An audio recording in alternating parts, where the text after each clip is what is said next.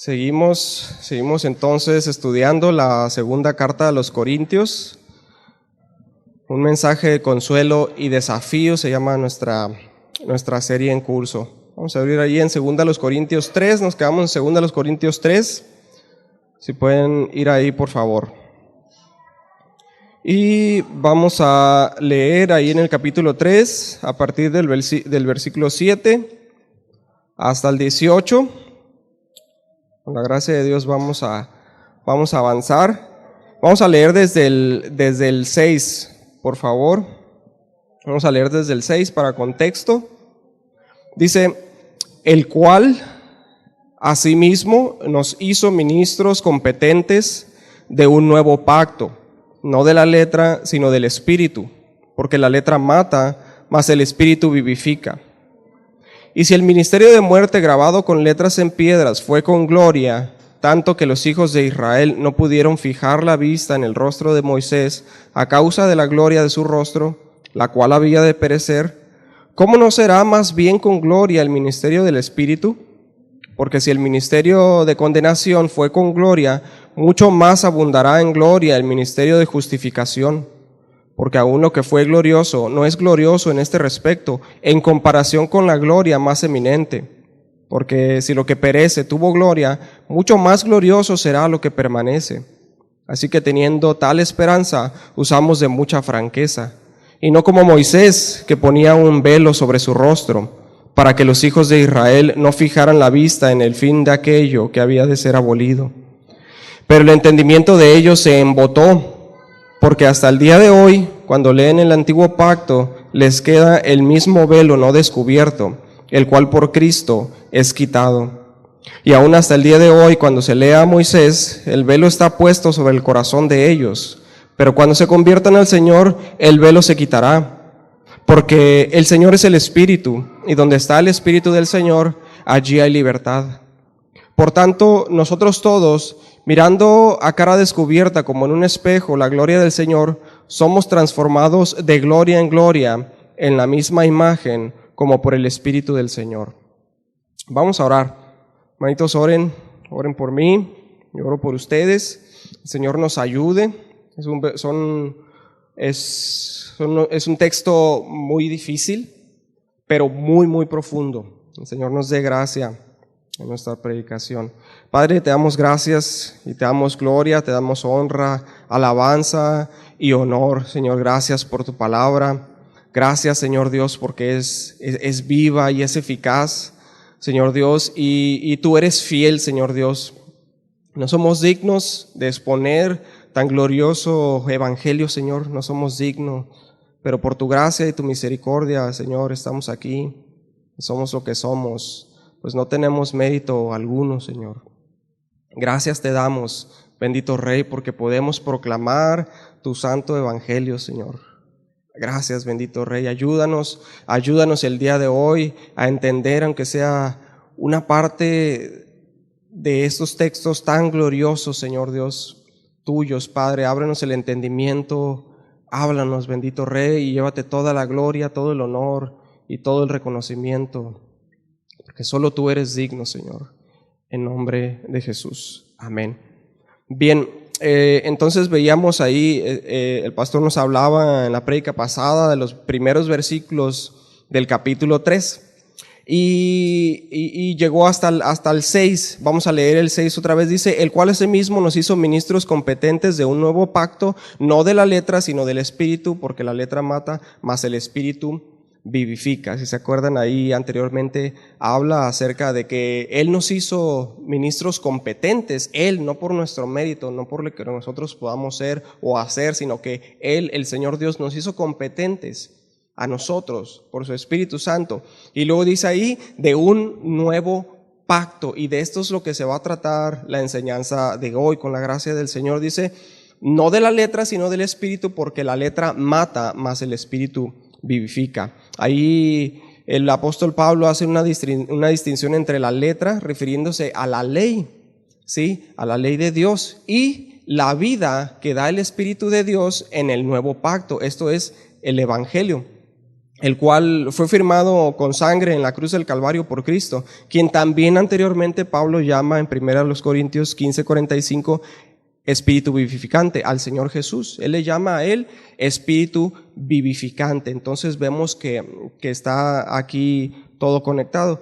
Dice, por cuanto era imposible guardar la extensa lista de normas dadas a Israel en el monte Sinaí, ahora en el nuevo pacto, por la fe en el sacrificio de Jesucristo en la cruz como el único medio por el cual nosotros podemos, como pecadores, ser reconciliados con Dios y someternos a la guía del Espíritu vivificante de Cristo, para así ser aceptados como cumplidores de toda la ley. ¿Sí? Vamos a explicar un poco más aquí adelante. Y Pablo dice ahí en el texto que la letra mata. Digo, hay muchos que toman este versículo para decir, bueno, no estudies la Biblia, no estudies la palabra porque la letra mata. No es para nada lo que Pablo está queriendo decir aquí en este texto, ¿sí? Dice esto porque los preceptos mosaicos demandaban una obediencia perfecta por parte de todos los que estaban bajo esta ley. Porque dice en Romanos 10:5, dice, porque de la justicia que es por la ley, Moisés escribe así, el hombre que haga estas cosas vivirá por ellas. Sí, hablando de la ley de Dios. Pero la ley, miren, la ley no daba la fuerza necesaria para cumplirla, ¿sí? Al nivel de la santidad exigida por Dios.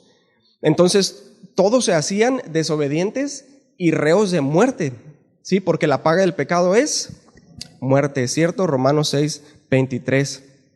Ahora, esto, como les decía, no significa que la ley no sea buena o que no sirva para nada. Todo lo contrario, como lo vamos a ver aquí más adelante, ¿sí? Entonces, Pablo, cuando dice esto, que la letra mata más el espíritu vivifica, no está desechando para nada el Antiguo Testamento o la ley de Dios, la ley mosaica, y abrazando el Nuevo Testamento como la única verdad.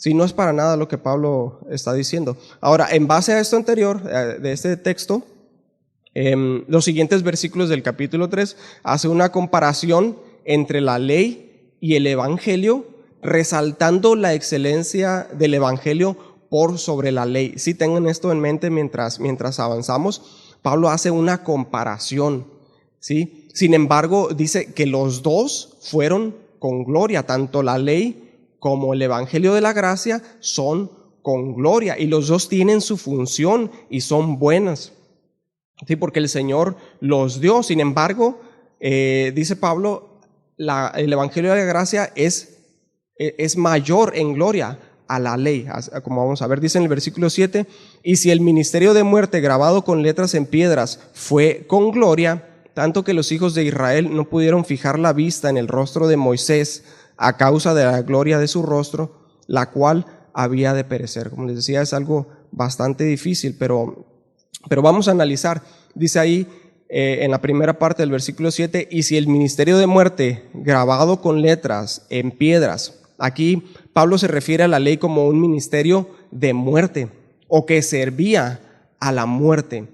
La ley, hermanos, asignaba deberes y responsabilidades a los hombres y fijaba penalidades, ¿sí?, a los transgresores. Pero como el hombre es propenso siempre al pecado y continuamente comete pecado, esta ley para el hombre es una continua administración de muerte. Entonces, la ley, mis hermanos, no puede salvarnos por sí. No puede salvarnos la ley. Pero entonces, ¿para qué se dio la ley? ¿Para qué sirve la ley? Y no me van a decir como Abby que dijo, ¿sirve para comprar cosas la ley? No es eso. Estamos hablando de la ley de Dios, ¿sí? ¿Para qué sirve la ley? A ver, niños, ¿para qué sirve la ley? ¿Quién me quiere decir de los niños? A ver. Para juzgarnos. Ahí está, ven, para que termines de dar la enseñanza aquí los hermanos. Sí, así es. Gálatas 3:19 al 22. Si me siguen ahí, vamos a leer rápidamente. Dice Pablo a los Gálatas 3:19 al 22. Entonces, ¿para qué sirve la ley? Fue añadida a causa de las transgresiones hasta que viniese la simiente a quien fue hecha la promesa, y fue ordenada por medio de ángeles en mano de un mediador. Y el mediador no lo es de uno solo, pero Dios es uno. Luego, la ley es contraria a las promesas de Dios en ninguna manera, dice Pablo. Porque si la ley dada pudiera vivificar, la justicia fuera verdaderamente por la ley. Mas la Escritura le encerró todo bajo pecado, para que la promesa que es por la fe en Jesucristo fuera dada a los creyentes. Entonces, número uno, la ley sirve para culparnos, para hacernos ver nuestro pecado. Romanos 7:7, se los leo rápido, dice: ¿qué diremos pues? ¿La ley es pecado? En ninguna manera, porque yo no conocí el pecado sino por la ley, porque tampoco conociera la codicia si la ley no dijera, no codiciarás. Entonces, por medio de la ley podemos conocer nuestro pecado, y de esa forma la ley nos hace culpables, porque ¿cuántos de nosotros hemos honrado siempre a nuestros padres? ¿O cuántos de nosotros hemos dicho siempre la verdad? ¿O cuántos de nosotros no nos hemos fabricado un ídolo y hemos amado más a nuestro trabajo, a nuestros amigos, a nuestros negocios, o a nuestras cosas, nuestras posesiones, nuestras actividades o cualquier otra cosa antes que a Jehová, el Señor de toda la tierra? ¿Quién de nosotros ha dicho siempre la verdad? ¿Quién de nosotros no ha envidiado? ¿Sí? ¿Quién de nosotros ha guardado siempre el día de reposo? ¿Sí? Entonces, si vemos la ley, cada uno de los mandamientos nos hace a nosotros culpables, ¿sí? Delante de Dios. Entonces el mandamiento sirve para señalar. ¿Por qué? Porque nosotros somos imperfectos y somos siempre con tendencia al pecado. De modo que esta ley, que es santa, que es justa, que es buena, que es perfecta, que revela y hace conocer la justicia y la santidad de Dios a nosotros siendo pecadores, nos expone como una luz en las tinieblas, expone la oscuridad que hay en nosotros. Para esto sirve la ley. Porque aunque podamos nosotros siempre guardar, o aunque nosotros hayamos guardado la ley en la letra, en el espíritu la hemos quebrantado una y otra vez. Porque si el mandamiento dice no matarás, el Señor dijo: mas yo te digo que si tú estás enojado con tu hermano, ya eres culpable y estás expuesto a las llamas del infierno si le has insultado también. Entonces, o si hemos visto a alguien con lujuria, entonces ya estamos cometiendo adulterio. De modo que el mandamiento, no solo en la letra, sino en el espíritu, nos culpa y nos hace culpables y reos de muerte. Sí. Número 2, la ley sirve para eliminar todo intento o esperanza de salvación por medio de una vida reformada o de justicia propia. Nos dice Charles Spurgeon ahí en su sermón Los usos de la ley.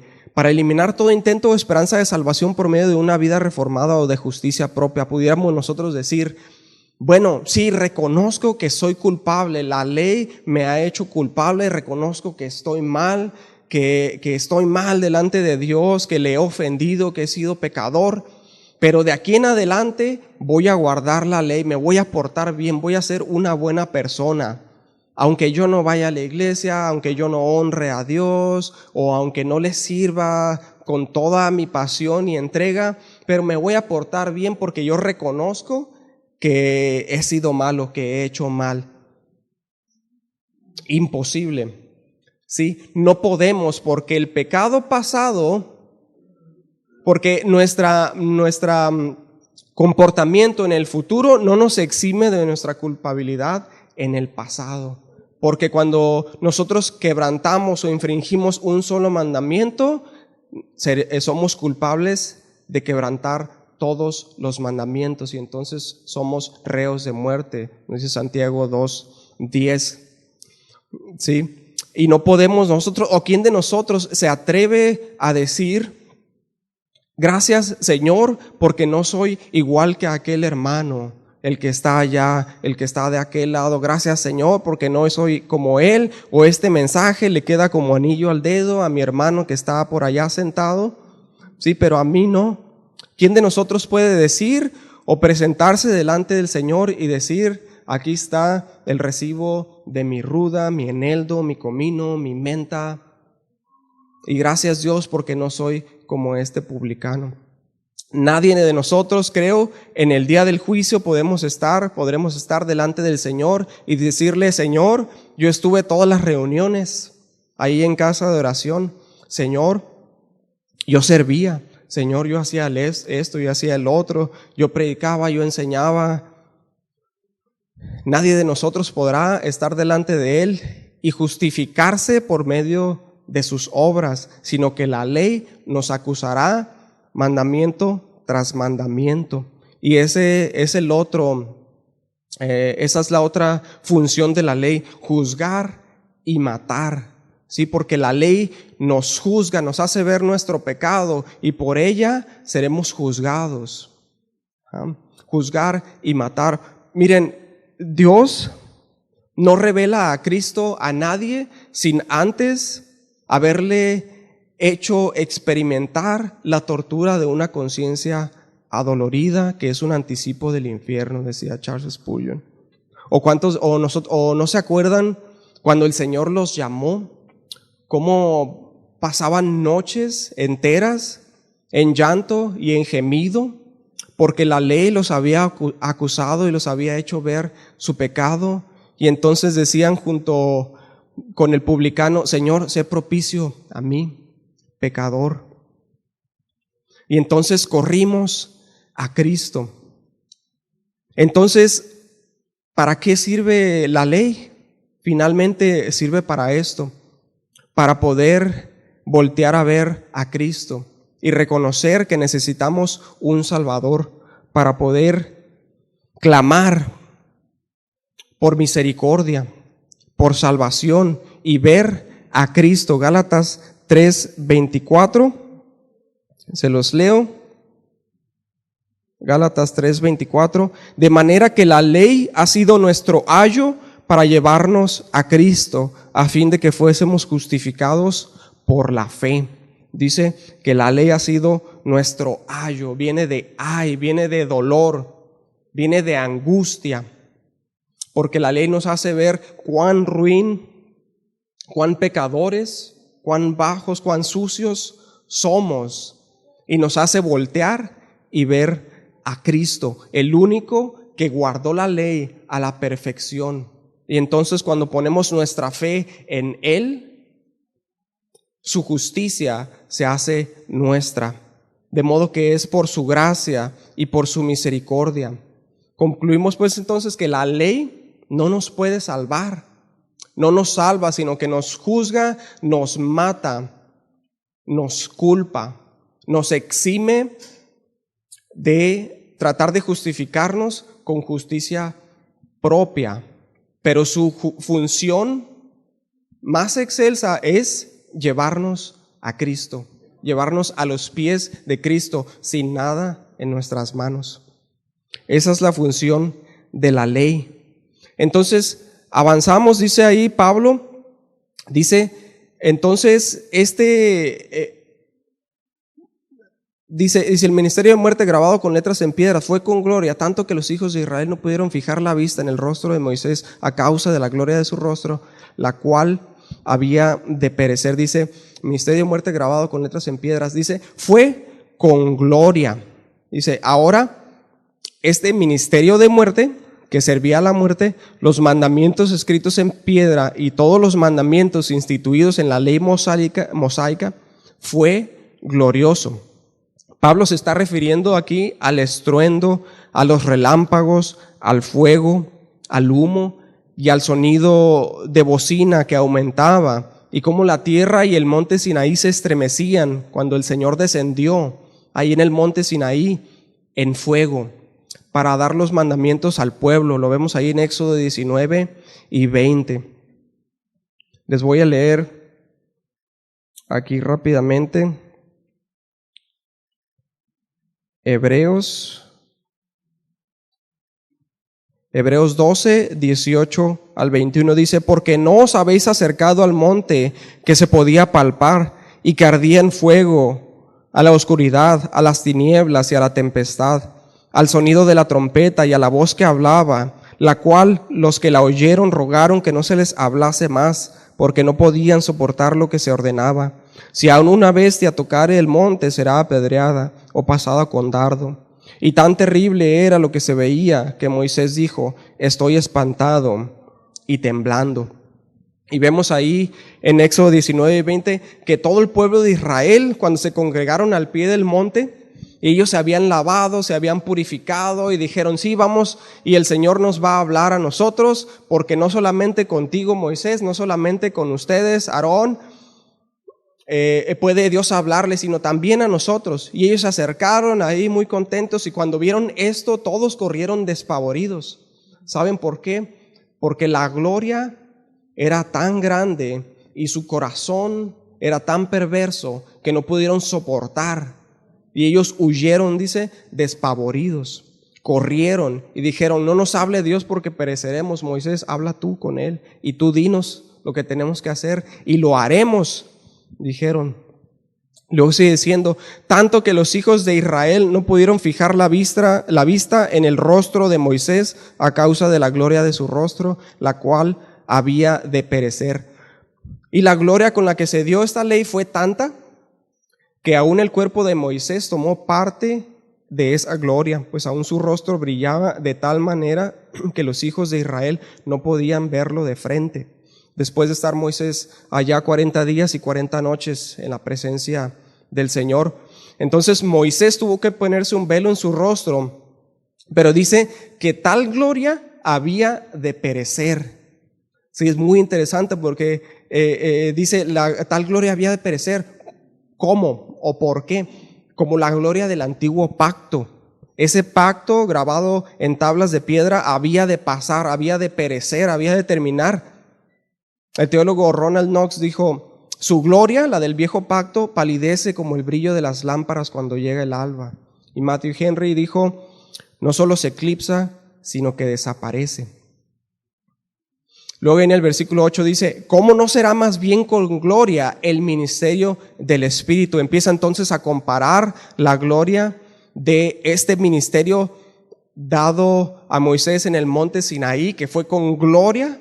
Si ustedes pueden imaginarse el estruendo, el temblor, las rocas se partían, el fuego, el humo, el sonido fuerte, la voz de Dios. Dice, y fue con gloria. Dice, ¿cómo no será más bien con gloria el ministerio del Espíritu? El evangelio de la dispensación da pues el verdadero sentido a la ley, dice Adam Clarke. De manera que Pablo dice, ¿cómo no será más bien con gloria el ministerio del Espíritu? Refiriéndose al evangelio.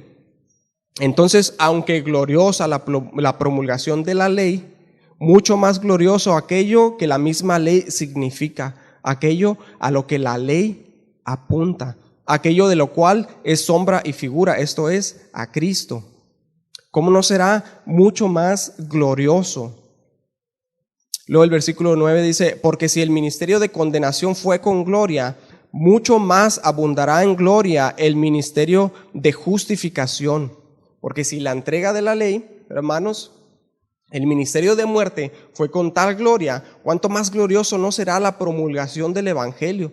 Pablo llama glorioso al evangelio por sobre la ley, por la excelencia del evangelio de la gracia.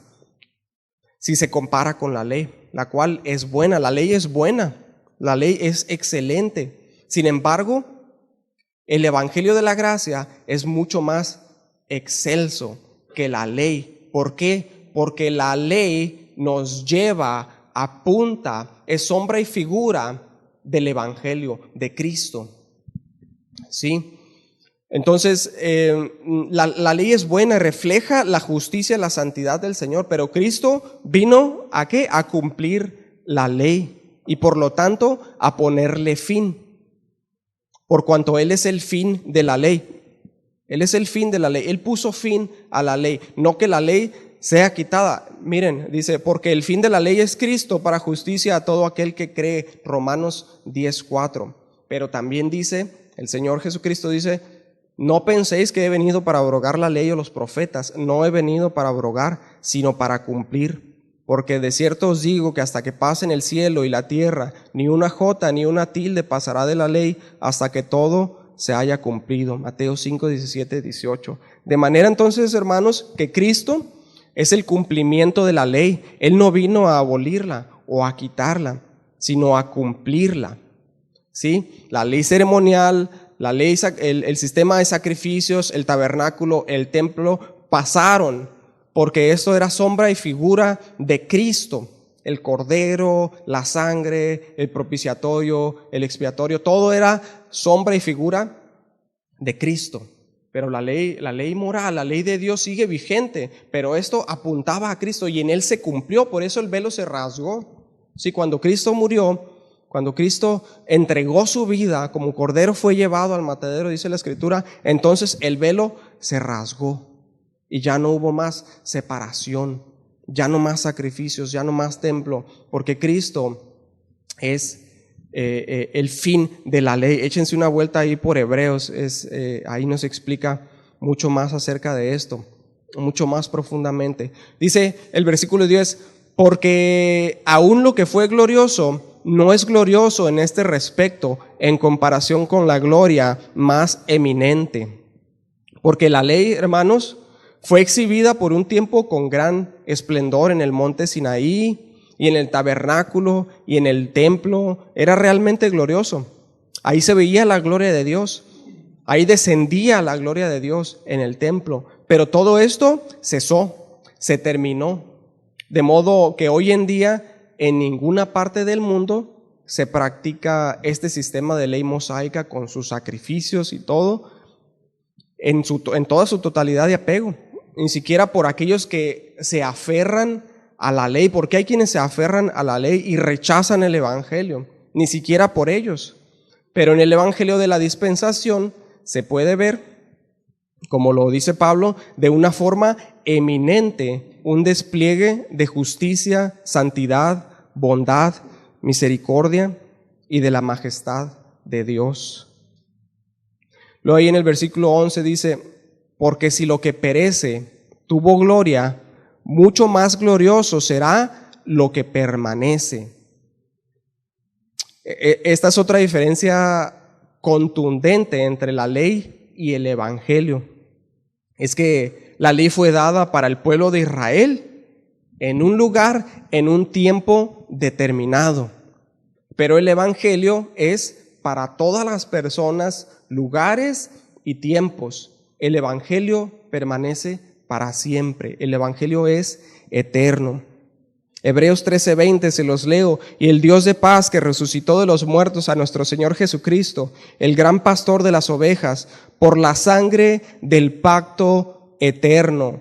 ¿Pacto qué? Eterno. Este pacto, sellado con sangre en la cruz del Calvario, es eterno. Apocalipsis 14:6, vi volar por en medio del cielo a otro ángel que tenía el evangelio eterno para predicarlo a los moradores de la tierra, a toda nación, tribu, lengua y pueblo. Entonces vemos que el evangelio es eterno y el pacto antiguo fue solamente por un tiempo.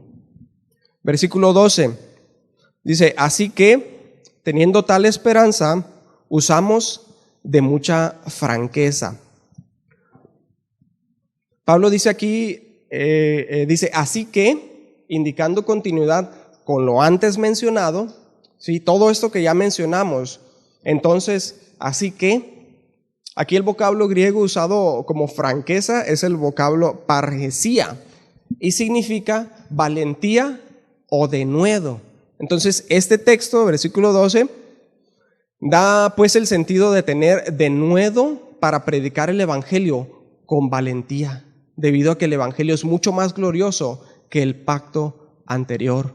Por eso deberíamos de nosotros predicar el evangelio con mucho más denuedo y valentía, porque fue mucho más glorioso que aquel que fue dado en el monte Sinaí con tal gloria y esplendor. Mucho más glorioso es el evangelio de la gracia, por lo cual debemos tener valentía y denuedo para predicarlo todo el tiempo. Versículo 13, y no como Moisés, que ponía un velo sobre su rostro para que los hijos de Israel no fijaran la vista en el fin de aquello que había de ser abolido. Hay que recordar, hermanos, que la ley se dio en dos ocasiones. Hubo dos ocasiones. La primera ocasión, Moisés estuvo en el monte Sinaí por 40 días y 40 noches. Y mientras Dios le entregaba a Moisés la ley, el pueblo se hizo un becerro de oro, ¿se acuerdan?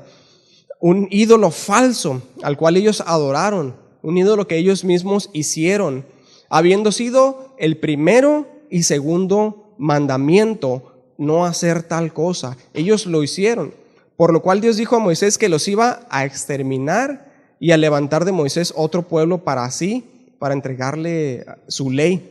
Entonces, ¿se acuerdan? Moisés abogó por ellos, Dios los perdonó, pero trajo un gran juicio sobre el pueblo.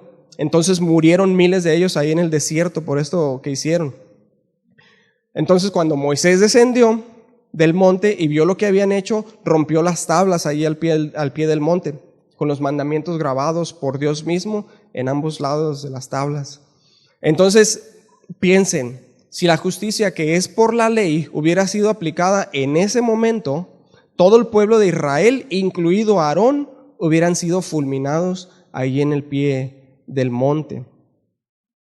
Pero vemos entonces que hubo gracia y misericordia de parte de Dios. Él actuó sobre el pueblo de Israel para ser perdonados. Sí, en el capítulo 34 de Éxodo vemos que Dios renueva su pacto otra vez y entrega entonces toda su ley al que llama a pesar de todo su pueblo.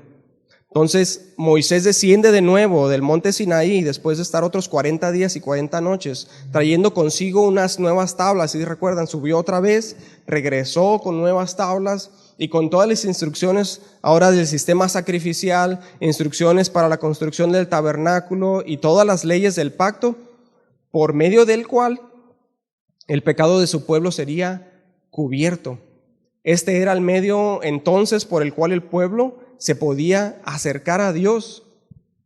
Dice la Escritura, y casi todo es purificado según la ley con sangre, y sin derramamiento de sangre, perdón, no se hace remisión. Hebreos 9:22.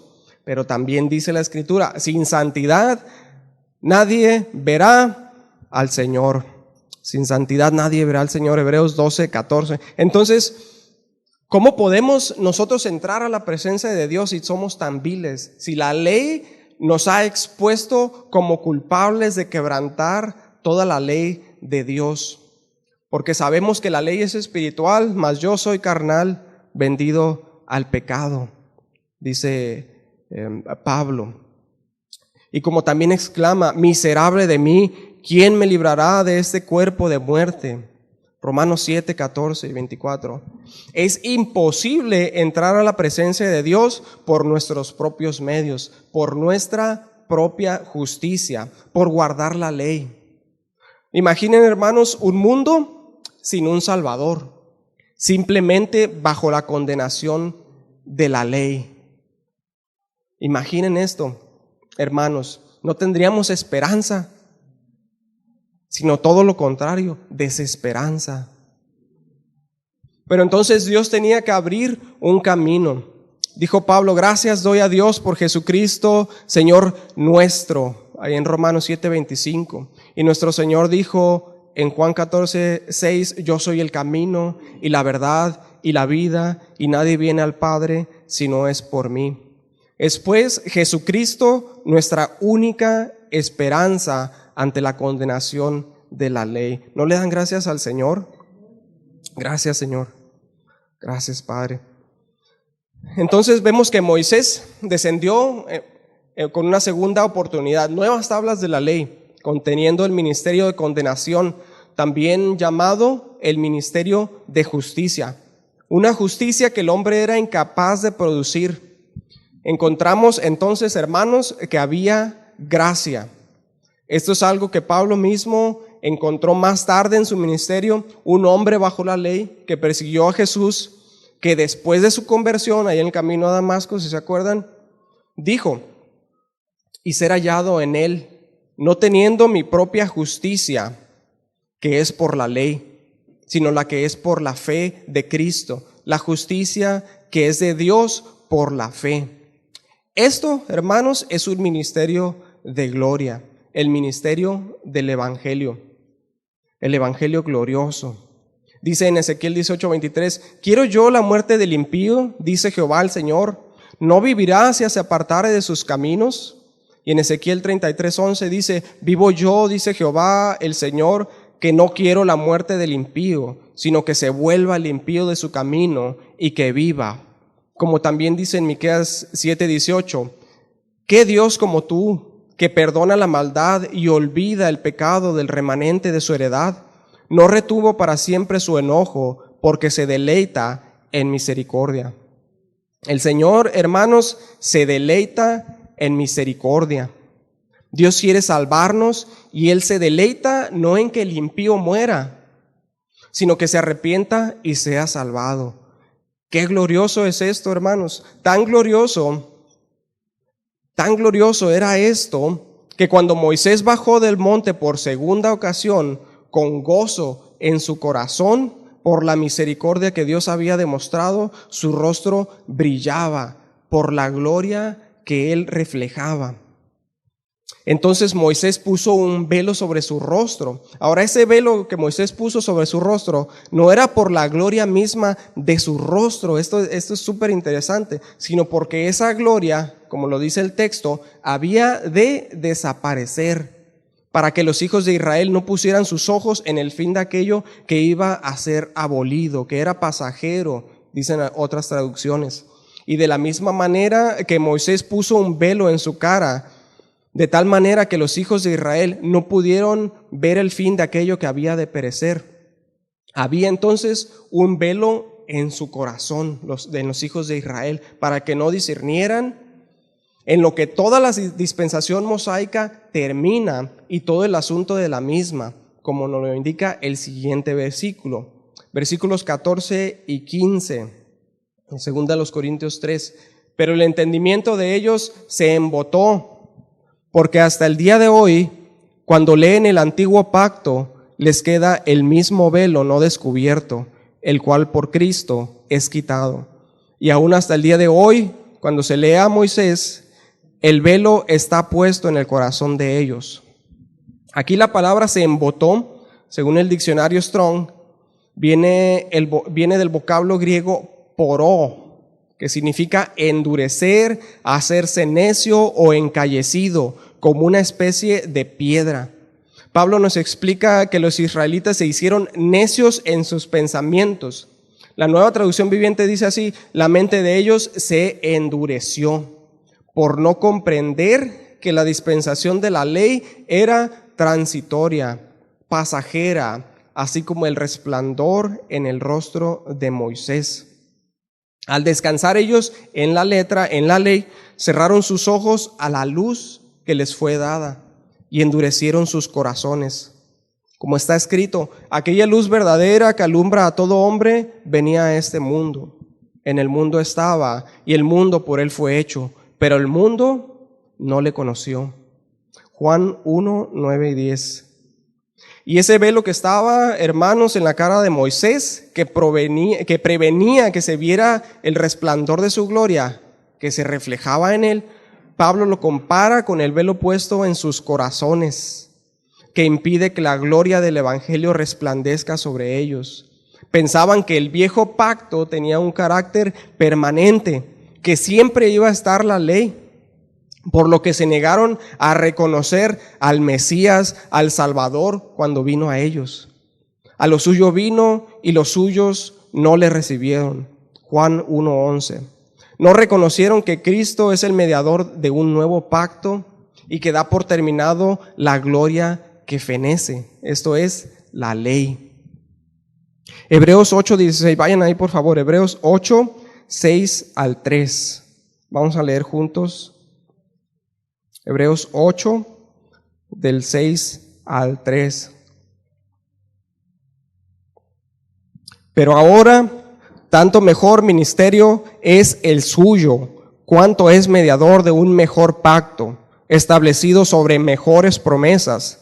Porque si aquel primero hubiera sido sin defecto, ciertamente no se hubiera procurado lugar para el segundo. Porque reprendiéndolos dice: he aquí vienen días, dice el Señor, en que estableceré con la casa de Israel y la casa de Judá un nuevo pacto, no como el pacto que hice con sus padres el día que los tomé de la mano para sacarlos de la tierra de Egipto, porque ellos no permanecieron en mi pacto y yo me desentendí de ellos, dice el Señor. Por lo cual, este es el pacto que haré con la casa de Israel. Después de aquellos días, dice el Señor, pondré mis leyes en la mente de ellos y sobre su corazón las escribiré, y seré a ellos por Dios y ellos me serán a mí por pueblo. Y ninguno enseñará a su prójimo ni ninguno a su hermano diciendo, conoce al Señor, porque todos me conocerán, desde el menor hasta el mayor de ellos, porque seré propicio a sus injusticias y nunca más me acordaré de sus pecados y de sus iniquidades. Al decir nuevo pacto, ha dado por viejo al primero, y lo que se da por viejo y se envejece está próximo a desaparecer. Próximo a desaparecer. Entonces no pudieron reconocer ni comprender que el fin de la ley es Cristo, aun cuando lo tuvieron enfrente, y aun que le reconocieron como el fin de la ley, amaron más la gloria de los hombres, amaron más la justicia propia y se quedaron con la ley que mata. Y luego dice, cuando leen el antiguo pacto, es decir, el Antiguo Testamento. En esta porción aparentemente hace alusión a la tradición de los judíos en las sinagogas, donde se leía la ley y cubrían toda su cabeza con un velo llamado talit, o que significa velo, de la palabra talal, que significa cubrir. El apóstol nos dice que es un emblema de la penumbra en sus corazones, que aún en sus sagrados rituales es empleado, según nos dice Adam Clarke.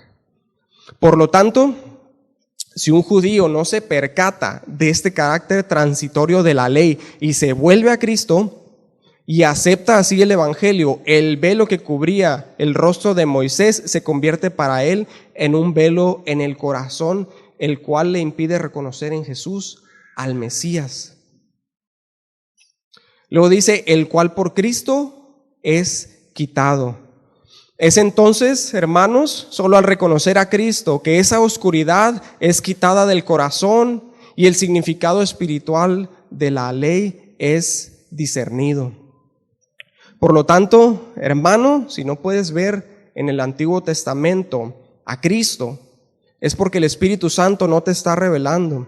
Y entonces tenemos que probarnos a nosotros mismos, porque nadie que llame a Cristo Señor puede llamarle Señor, sino por el Espíritu. Versículo 16.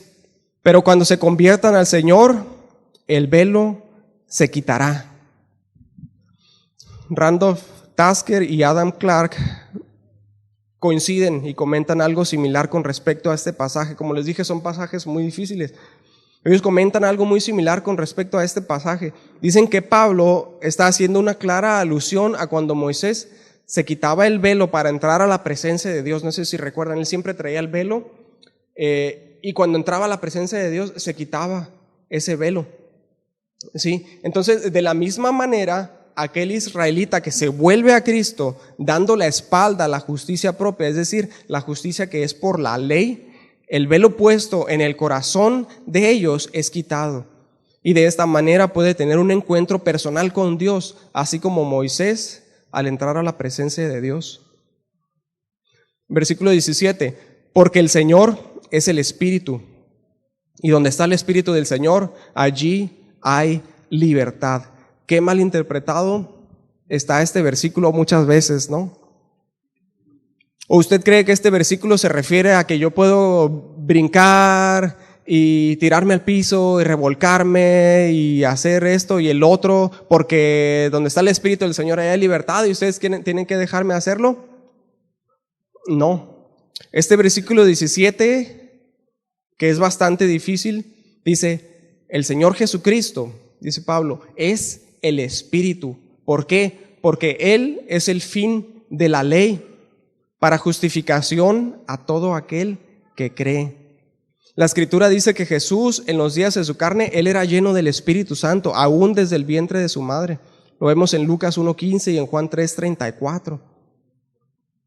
pero solo después de consumar la obra de redención en la cruz, pudo hacernos partícipes de su Espíritu.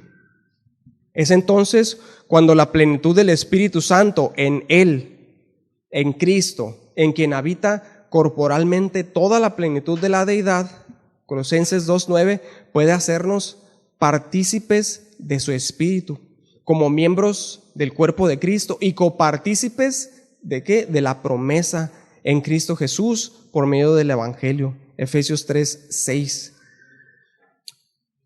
Luego dice, y donde está el Espíritu del Señor, allí hay libertad. Entonces, en donde sea que este Evangelio de la gracia sea predicado, ahí el Espíritu del Señor es dado. Y donde sea que el Espíritu del Señor habita y obra, allí hay libertad. No solamente del yugo de esclavitud de la ley, sino también de la esclavitud del pecado. Vamos a leer ahí Romanos 8, vamos ahí a Romanos 8, por favor.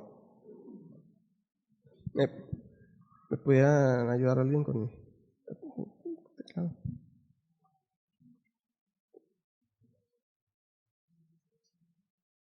Romanos capítulo 8.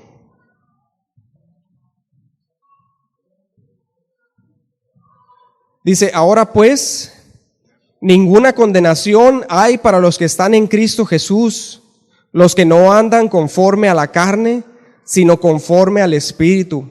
Porque la ley del Espíritu de vida en Cristo Jesús me ha librado de la ley del pecado y de la muerte.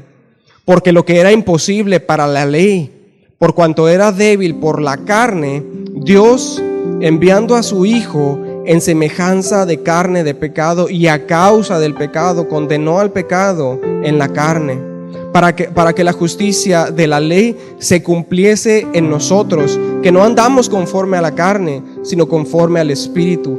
Porque los que son de la carne piensan en las cosas de la carne, pero los que son del Espíritu en las cosas del Espíritu. Porque el ocuparse de la carne es muerte, pero el ocuparse del Espíritu es vida y paz. Por cuanto los designios de la carne son enemistad contra Dios, porque no se sujetan a la ley de Dios ni tampoco pueden. Y los que viven según la carne no pueden agradar a Dios, mas vosotros no vivís según la carne, sino según el Espíritu, si es que el Espíritu de Dios mora en vosotros. Y si alguno no tiene el Espíritu de Cristo, no es de él. Pero si Cristo está en vosotros, el cuerpo en verdad está muerto a causa del pecado, mas el Espíritu vive a causa de la justicia. Y si el Espíritu de aquel que levantó de los muertos a Jesús mora en vosotros, el que levantó de los muertos a Cristo Jesús vivificará también vuestros cuerpos mortales por su Espíritu que mora en vosotros. Así que, hermanos, deudores somos, no a la carne, para que vivamos conforme a la carne, porque si vivís conforme a la carne, moriréis. Mas si por el Espíritu hacéis morir las obras de la carne, viviréis. Porque todos los que son guiados por el Espíritu de Dios, estos son hijos de Dios. Pues no habéis recibido el espíritu de esclavitud para estar otra vez en temor, sino que habéis recibido el espíritu de adopción, por el cual clamamos, Abba, Padre. El Espíritu mismo da testimonio a nuestro espíritu que somos hijos de Dios. Y si hijos, también herederos, herederos de Dios y coherederos con Cristo, si es que padecemos juntamente con Él, para que juntamente con Él seamos glorificados. Pues tengo por cierto que las aflicciones del tiempo presente no son comparables con la gloria venidera que en nosotros ha de manifestarse. Porque el anhelo ardiente de la creación es el aguardar la manifestación de los hijos de Dios. Porque la creación fue sujeta a vanidad, no por su propia voluntad, sino por causa del que la sujetó en esperanza. Porque también la creación misma será libertada de la esclavitud de corrupción a la libertad gloriosa de los hijos de Dios. Porque sabemos que toda la creación gime a una, y a una está con dolores de parto hasta ahora. Y no solo ella, sino que también nosotros mismos, que tenemos las primicias del Espíritu, nosotros también gemimos dentro de nosotros mismos, esperando la adopción, la redención de nuestro cuerpo. Porque en esperanza fuimos salvos, pero la esperanza que se ve no es esperanza. Porque lo que alguno ve, ¿a qué esperarlo? Pero si esperamos lo que no vemos, con paciencia lo guardamos. De igual manera el Espíritu nos ayuda en nuestra debilidad, pues qué hemos de pedir como conviene, no lo sabemos. Pero el Espíritu mismo intercede por nosotros con gemidos indecibles. Mas el que escudriña los corazones sabe cuál es la intención del Espíritu, porque conforme a la voluntad de Dios intercede por los santos. Y sabemos que a los que aman a Dios, todas las cosas les ayudan a bien. Esto es, a los que conforme a su propósito son llamados. Porque los que antes conoció, también los predestinó para que fuesen hechos conforme a la imagen de su Hijo, para que Él sea el primogénito entre muchos hermanos. Y a los que predestinó, a estos también llamó. Y a los que llamó, a estos también justificó. Y a los que justificó, a estos también glorificó. ¿Qué pues diremos a esto? Si Dios es por nosotros, ¿quién contra nosotros?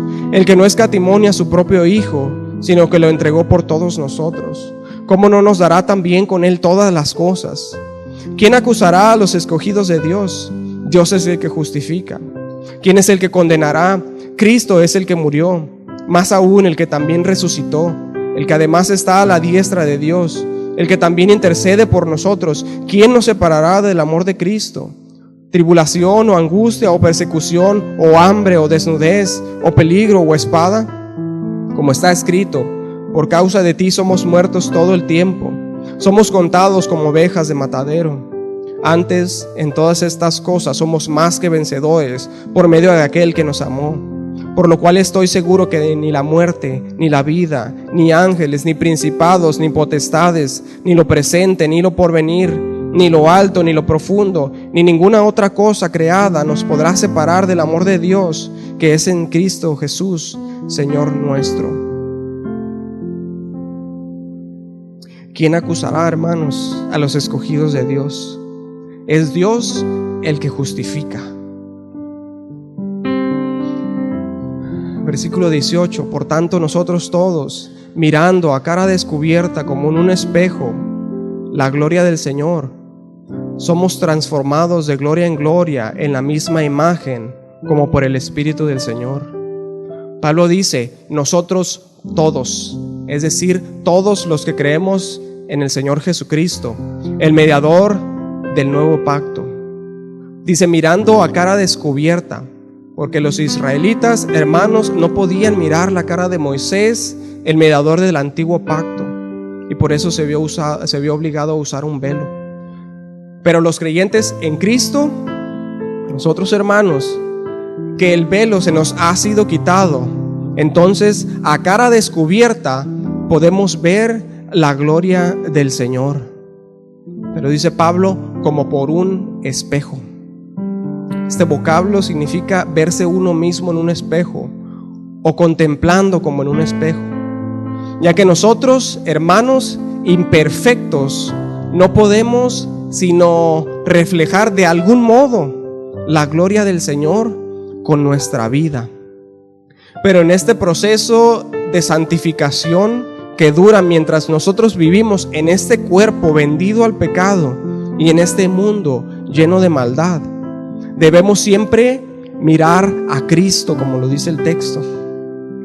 Pero llegará un día en que nuestra semejanza con Cristo sea perfeccionada, y en ese momento, según nos dice este texto, en que finalmente estemos con el Señor allá en la gloria eterna, ese momento nosotros lo esperamos, lo vemos, pero así como por un espejo, porque en esperanza fuimos salvos.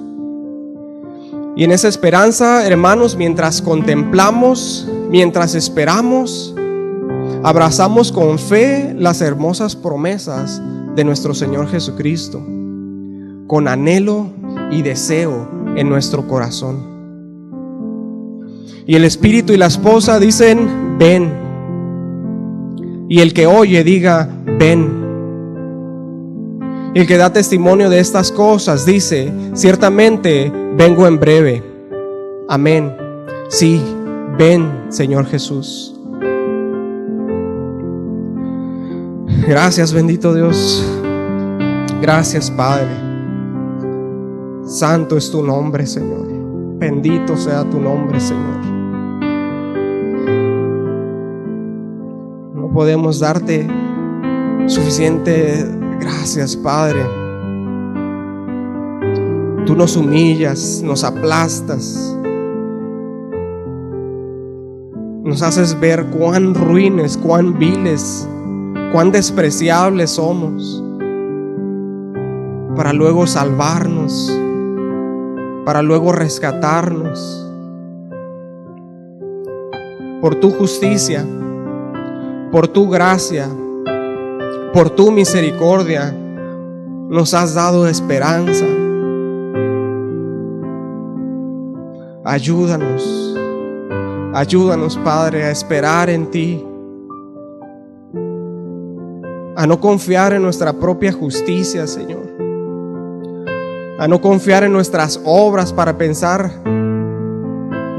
que hemos merecido algo. ¿Qué tienes que no hayas recibido?, dice el Señor. Y si lo tienes, ¿por qué te jactas? Como si no lo hubieras recibido.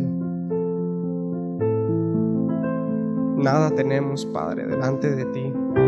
Nada podemos dar, nada podemos, Señor, ofrecer para nuestra salvación. Tú lo diste todo. Tú lo diste todo. Bendito sea tu nombre, Señor. Gracias. Gracias, Padre. Gracias, Señor Dios. Ayúdanos, ayúdanos a tener nuestros ojos siempre puestos en ti, Señor. Siempre puestos en la gloria eterna, Señor. Gracias, bendito Dios, por la ley. Gracias por tus mandamientos, Señor. Gracias, Señor Dios, por tu gracia, por tu misericordia, Señor, porque tú nos ayudas a permanecer y guardarás nuestro depósito hasta el final, porque estamos seguros en ti, Señor, porque es glorioso tu evangelio, Señor, mucho más glorioso que ese monte que humeaba y que cuyos cimientos se conmovieron de temor ante tu presencia. Ayúdanos a temblar de la misma manera, Señor, ante tu voz, ante tus mandamientos. Así como Elías en aquella cueva, el fuego, el terremoto, el viento, la ley y luego el silbo apacible, tu gracia, tu misericordia, Jesús, el mediador de un nuevo pacto, un pacto eterno e inconmovible. Gracias, bendito Dios, gracias, gracias. No hay mérito alguno en nosotros, Señor, gracias. Toda gloria, Señor, todo reconocimiento, toda alabanza es para ti. Digno eres que nos postremos, nos humillemos en polvo y en cenizas delante de ti, porque tuya es la gloria, el honor, el reino, el imperio. Solo tú eres digno. Eres santo, eres santo, eres santo, eres digno, digno, digno.